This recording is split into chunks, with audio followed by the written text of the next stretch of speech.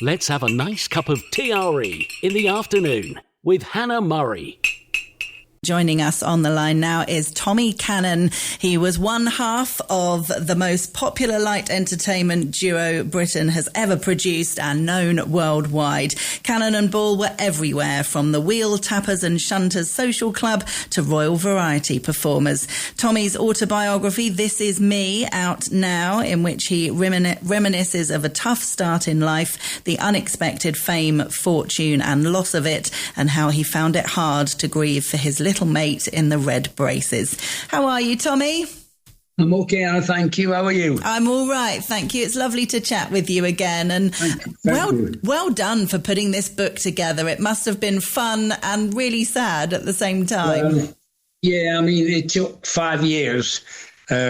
Obviously, COVID played a part in it and stuff. So, yeah, it took 5 years to get to it to get to here with it. But, yeah, and it, I suppose at the end of the day, when we were doing the book and stuff, and I suppose when you've never done one, you don't know really what's what in a book. And so the guy said to me, Tommy, the first thing you need to understand is that the first chapter is mega important, because if it grips them in the first chapter, they carry on to the end. If it doesn't, they close the book. Good advice, absolutely. So I'm very happy with it, yeah. Yeah.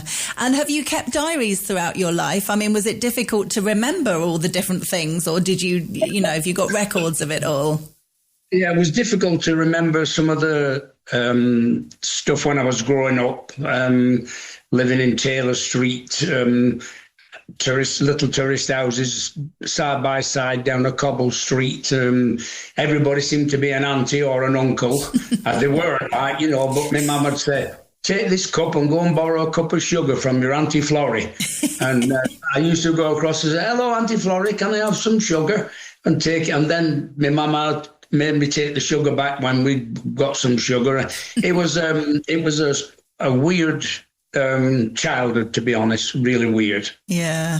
And was it weird then looking back at it and kind of remembering it all and seeing how much your life has changed in a great way since then? Yeah, I mean, to think that I came from, like loads of children, I suppose, in those days, came from one up, one down, living next to the Yorkshire Penny Bank. And as a child, I used to think when I grow up, I'm going to rob that bank and then we'll have some money. Yeah, it took a bit of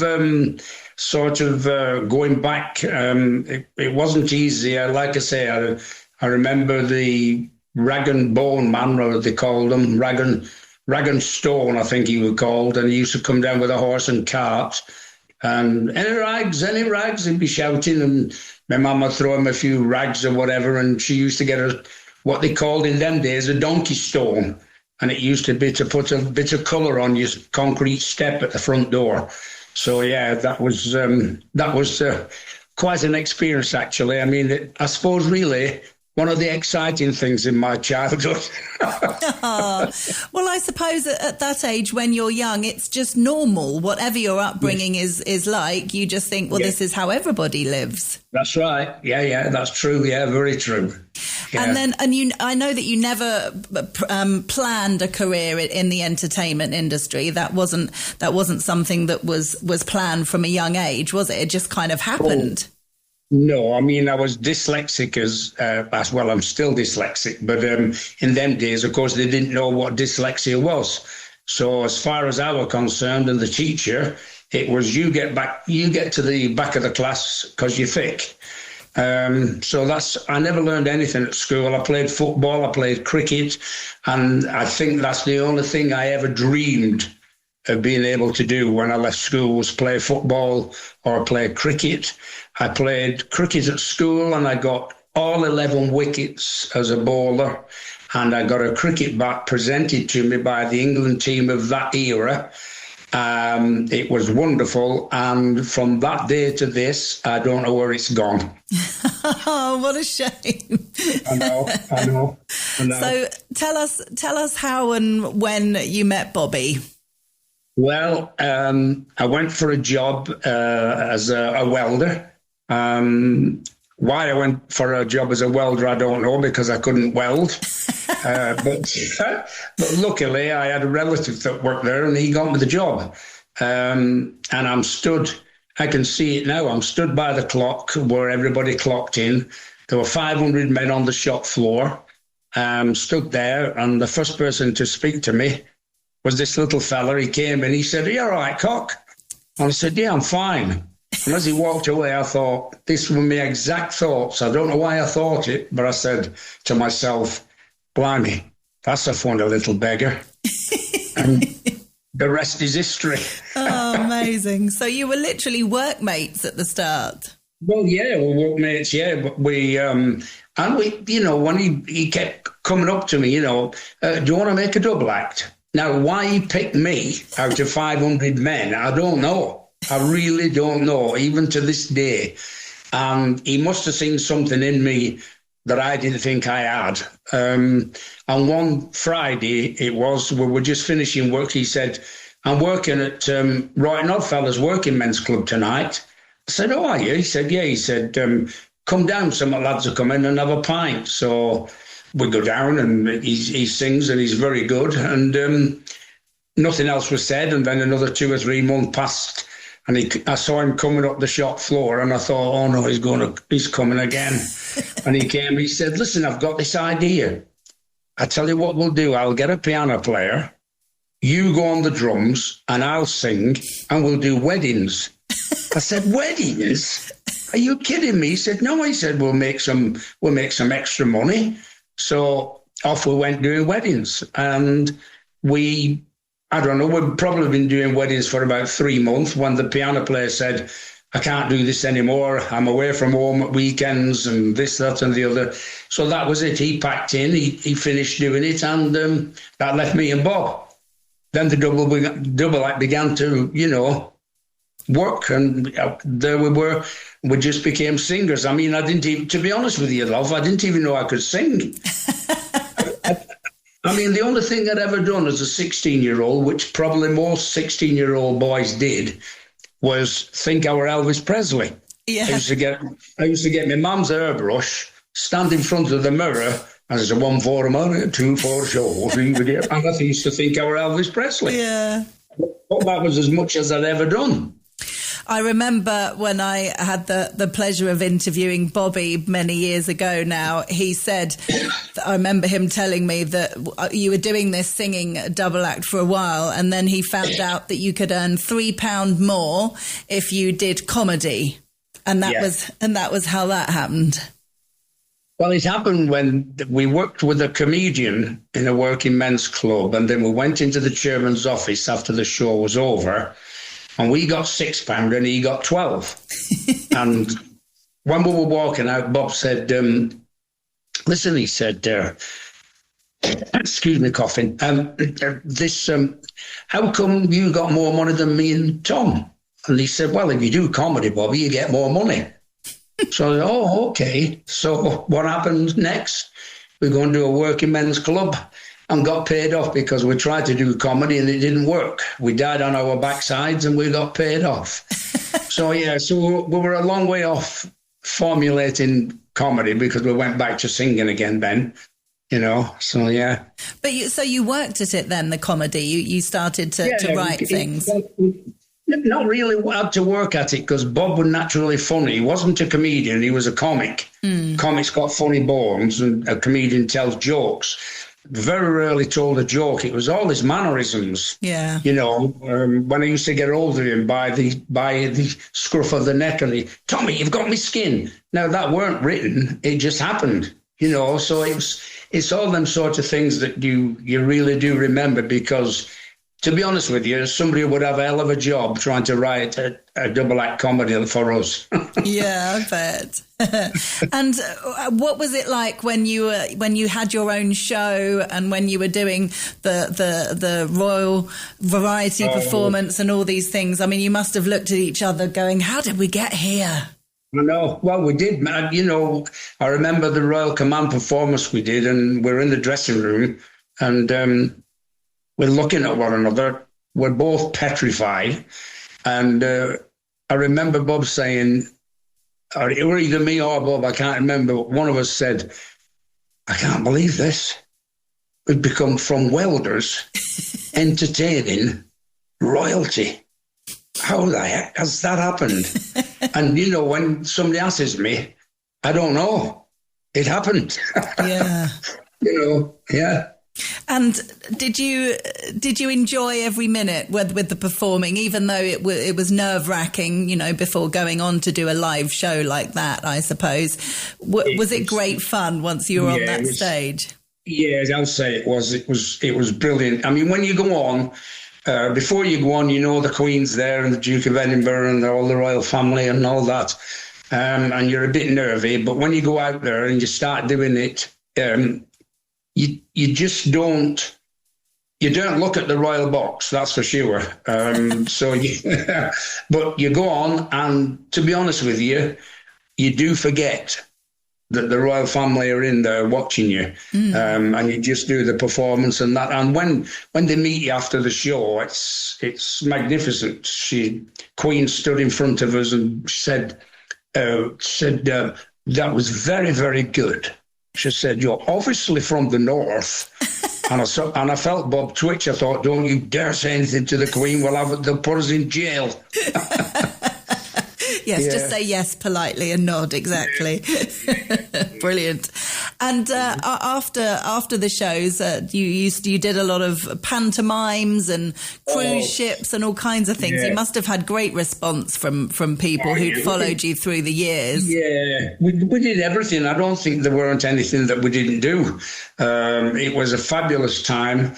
When I think back of what we did and what we achieved, I think to myself, how the hell did two lads from Oldham, Lancashire, get to where they got?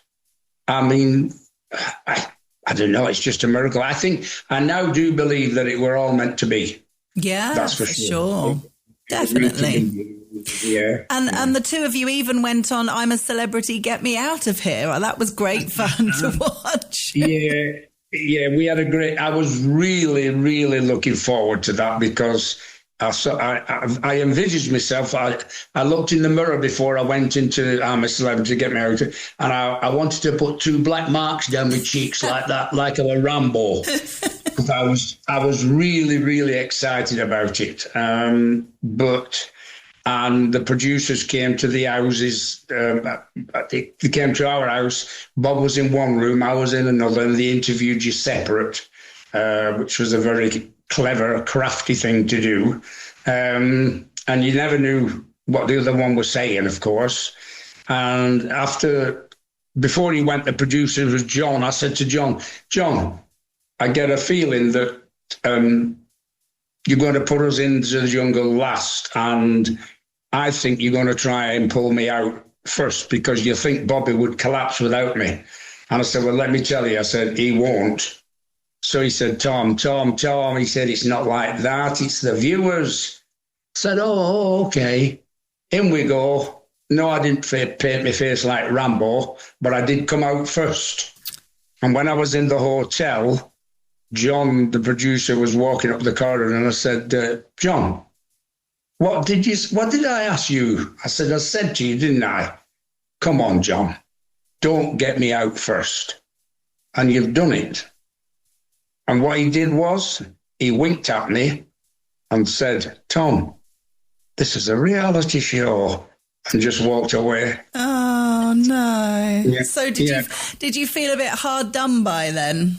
Yeah, I did actually. I actually cried like a baby because I wanted to stop in. Yeah. I wanted to be there with him, you know, not necessarily to win it or anything, but, you know, to be in and out and travel all that way to Australia. You think, wow, what happened there? But these things are meant to be, you know. So yeah, I got over it, eventually.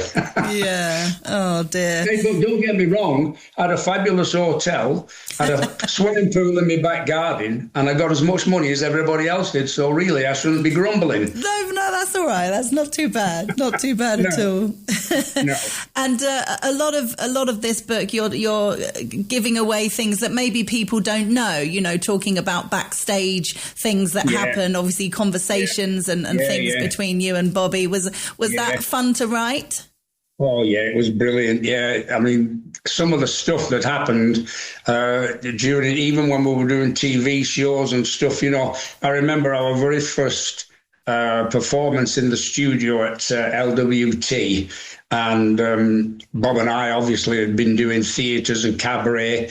And in cabaret, you had to be here, there and everywhere on stage to get a grip of the audience. And we went on and we were all over the stage.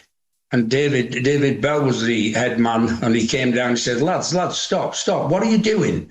And there was an audience in, and I said, well, David, this is what we do. This is our act. He said, you've only got 3 cameras. You've made them sick. They're twisting and turning the cameras. They've gone that dizzy. They've been sick.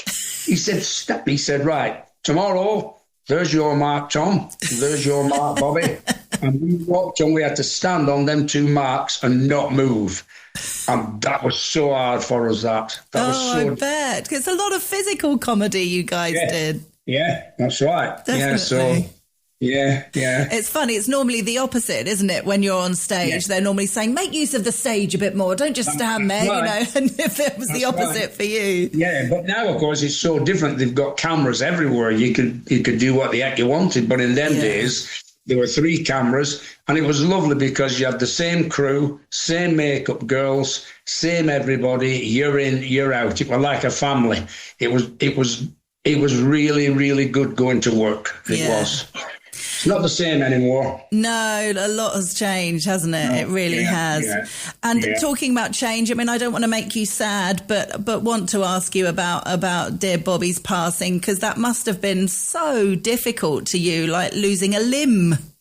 Yeah, I mean, to be honest, when he went into hospital, he came into the Viva nightclub first time with a mask on. And I had a bit of fun. I said, what are you doing, robbing a bank? And he said, no, Tom, he said, I'm a bit off. I said, oh, okay, mate, no problem.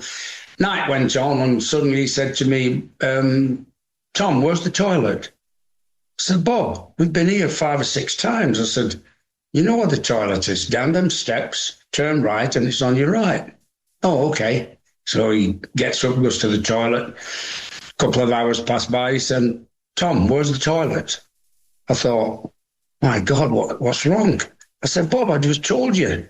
Down the 3 steps, turn right, and it's okay. And he went on stage with me. His 2 sons were working on the same show with us. He went on stage. He wandered off, sort of on his own, and I had to grab him by the lapels.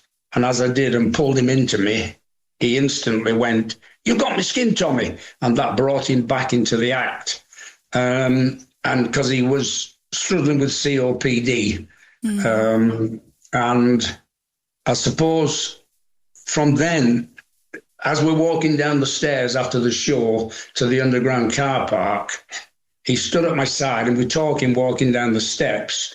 And suddenly I'm talking to nobody. He's not there. And I thought, what the heck? And I look back up and he's holding the banister about 4 or 5 steps further back. And he's struggling to breathe. And I said, hey, whoa. I said, calm down.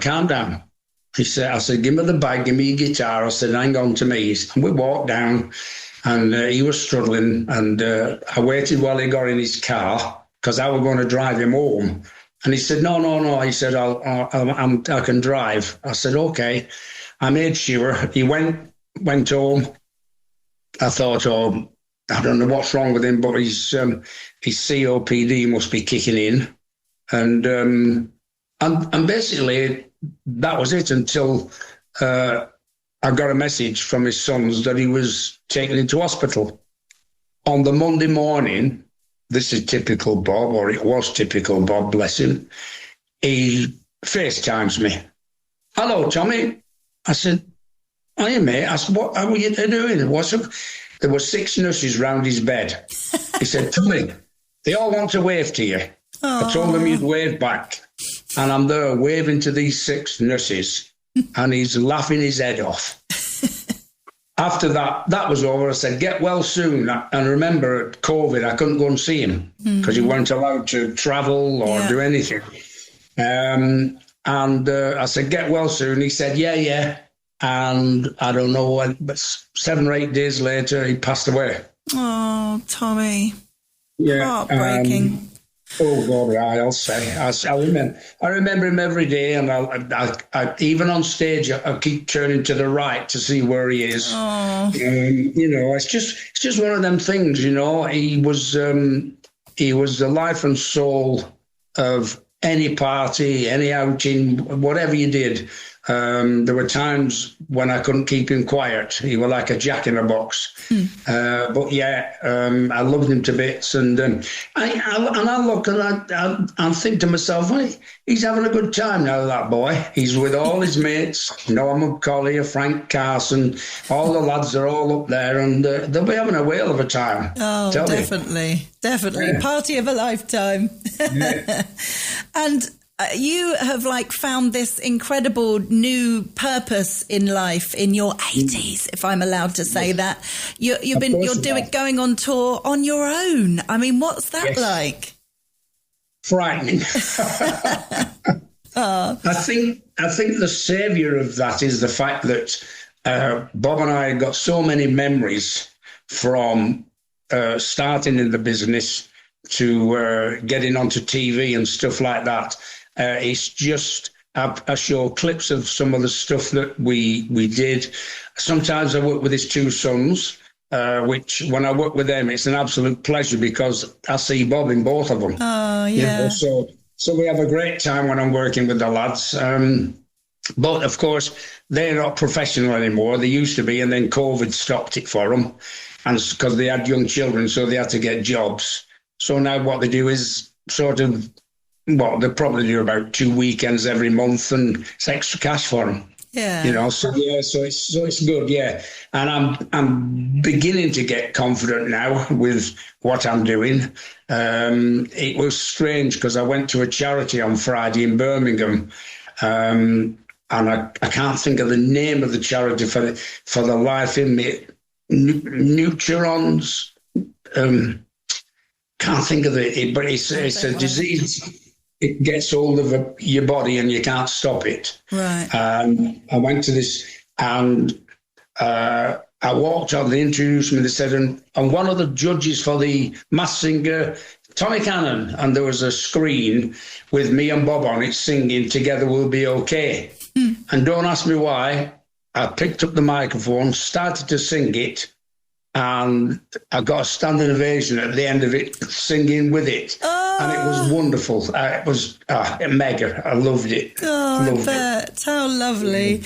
And you've got quite the social media following. It's really lovely seeing people from all around the world interacting with you, telling you how much they love you, saying how much they miss Bobby. And I mean, it must just be wonderful for you. Oh, it's been fantastic. I can't thank him enough. My son, who's now my manager, does all this media stuff. I mean, I haven't got a clue.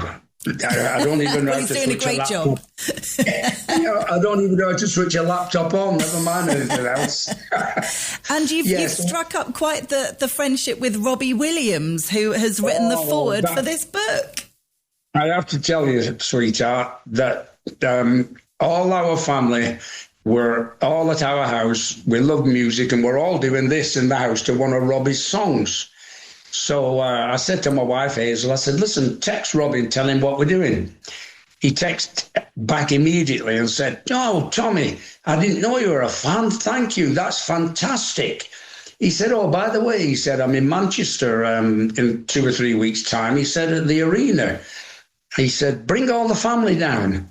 So I said, oh, thanks, Robbie, we'll do that. So down we go to Manchester, and we sat about 150 feet from the stage, but the stage is sort of runs that way and not that way.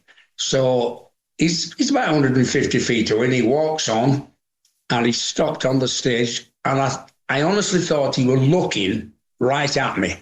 Now, from 150 feet, you can't tell, but I thought, he's looking at me. And he went like that. He went and waited, that saluted me. And I turned to the film, I said, he's not, he hasn't, it's not saluted me, has he? No. So he walks up stage. Before he started his opening number, he said, ladies and gentlemen, there's a legend in the audience tonight. Now, I start looking for the legend. I turn to the family and say, hey, who is it? There's 20,000 people here. Man, he must be a big star, or she must be a big star. And all of a sudden he said, and the legend is Tommy Cannon. And he went, Tommy. 20,000 people chanted my name, and I was in tears, honest. I just couldn't believe it. So I go down to the VIP room after, and he's there in the clothes that he's just come off in. And he come rushing over, he put his arms around me, and he said, Tommy, me and my dad, we grew up with you. You're absolutely fantastic. He said, I'm so sorry about Bobby. He said, but listen, he said, you've got to keep this going, mate. Don't let it drop. And, and I said, yeah.